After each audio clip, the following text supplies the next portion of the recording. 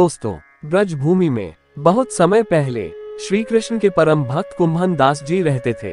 उनका एक पुत्र था रघुनंदन।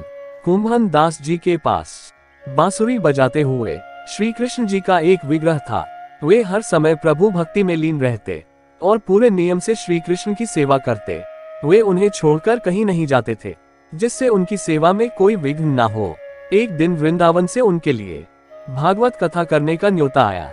पहले तो उन्होंने मना किया, परंतु लोगों के जोर देने पर वे जाने के लिए तैयार हो गए कि भगवान की सेवा की तैयारी करके वे कथा करके रोज वापस लौट आया करेंगे। वह भगवान का सेवा नियम भी नहीं छूटेगा।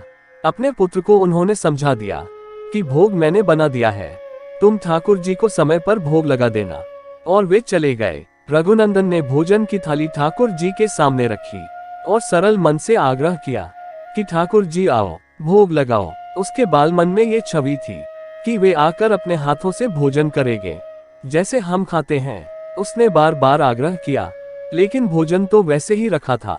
अब उदास हो गया और रोते हुए पुकारा कि ठाकुर जी आओ, भोग लगाओ। ठाकुर जी ने बालक का रूप धारण किया और भोजन करने बैठ गए और रघुनंदन भी प्रसन्न हो गया। रात को कुंभन दास जी ने लौटकर पूछा कि भोग लगाया था बेटा? तो रघुनंदन ने कहा हाँ। उन्होंने प्रसाद मांगा तो पुत्र ने कहा कि ठाकुर जी ने सारा भोजन खा लिया। उन्होंने सोचा बच्चे को भूख लगी होगी तो उसने ही खुद खा लिया होगा। अब तो ये रोज का नियम हो गया कि कुंभन दास जी भोजन की थाली लगाकर जाते और रघुनंदन ठाकुर जी को भोग लगाते। जब प्रसाद मांगते तो एक ही जवाब मिलता कि सारा भोजन उन्होंने खा लिया। कुंभन दास जी को अब लगने लगा कि पुत्र झूठ बोलने लगा है, लेकिन क्यों? उन्होंने उस दिन लड्डू बनाकर थाली में सजा दिए और छुपकर देखने लगे कि बच्चा क्या करता है। रघुनंदन ने रोज की तरह ही ठाकुर जी को पुकारा तो ठाकुर जी बालक के रूप में प्रकट होकर लड्डू खाने लगे। ये देखकर कुंभन दास जी दौड़ते हुए आए और प्रभु के चरणों में गिरकर विनती करने लगे। उस समय ठाकुर जी के एक हाथ में लड्डू और दूसरे हाथ का लड्डू मुख में जाने को ही था कि वे जड़ हो गए।